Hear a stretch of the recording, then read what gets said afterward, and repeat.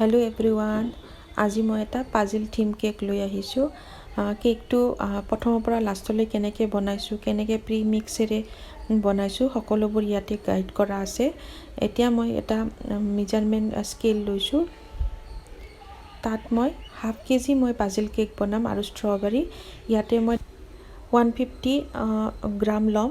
Pre mix হয় 150 গ্ৰাম। আপোনালোকে measuring স্কেলত চাব পাৰে 150 হৈছে। মই 1/2 কেজিৰ কাৰণে অলৱেজ 150 গ্ৰামেই লওঁ।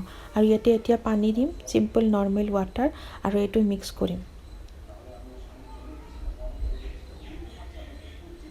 আপোনালোকে ষ্ট্ৰবেৰী ফ্লেভাৰ থাকিলে ষ্ট্ৰবেৰী ফ্লেভাৰ দিব পাৰে। আৰু আজিকালি ষ্ট্ৰবেৰী ইমালচন পোৱা যায়, তাতে কালাৰো আহি যায়, সেইটো দিব পাৰে। এতিয়া মই ইয়াতে 1 চামুচ ৰিফাইন অইল দিছোঁ আৰু ভালকৈ মিক্স কৰি লৈছোঁ।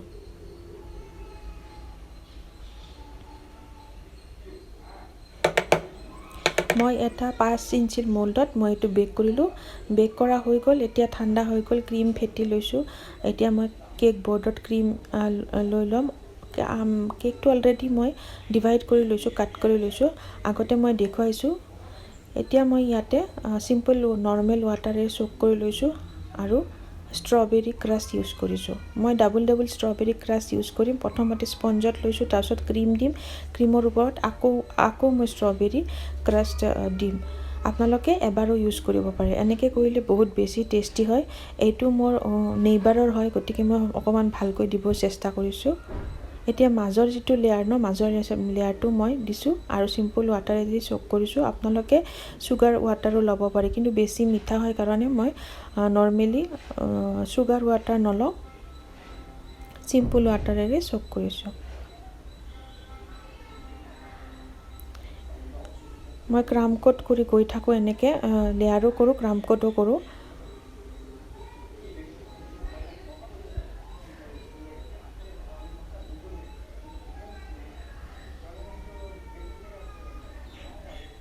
মই বেছিকৈ ক্ৰাছ ইউজ কৰিছোঁ টেষ্টি হ'বৰ কাৰণে। আপোনালোকে নিজৰ পচন্দ মতে কৰিব পাৰিব।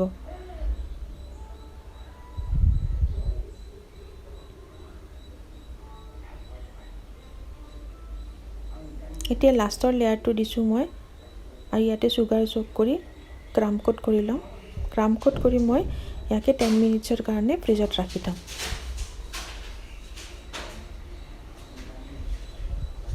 ফ্ৰিজত ৰাখি দিছোঁ। এতিয়া মই পাজিল থিমৰ যিকেইটা পাজিল হয় আৰু নামটো, ল'ৰাজনৰ নাম শ্ৰেয়ান, মই গোটেইবিলাক ফণ্ডেণ্টেৰে বনাই লৈছোঁ।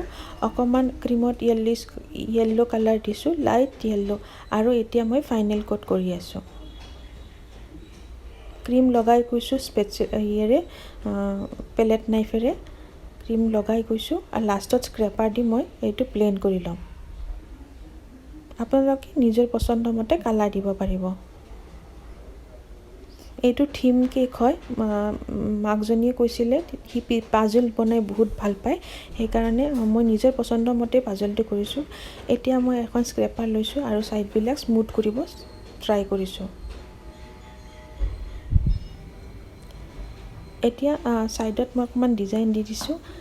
তাৰপিছত 10 মিনিট ফ্ৰিজত ৰাখিছোঁ। তাৰ নামটো যিটো আছিল বৰ্ডত, নামটো মই প্লেচ কৰিছোঁ। ফণ্ডেণ্টেৰে কাটি বনাইছোঁ। আপোনালোকক ফণ্ডেণ্ট কেনেকৈ ইউজ কৰিব লাগে বা কেনেকৈ আখৰবিলাক বনাই আপোনালোকক যদি লাগে জনাব, মই নেক্সট ভিডিঅ'ত শ্বেয়াৰ কৰিম।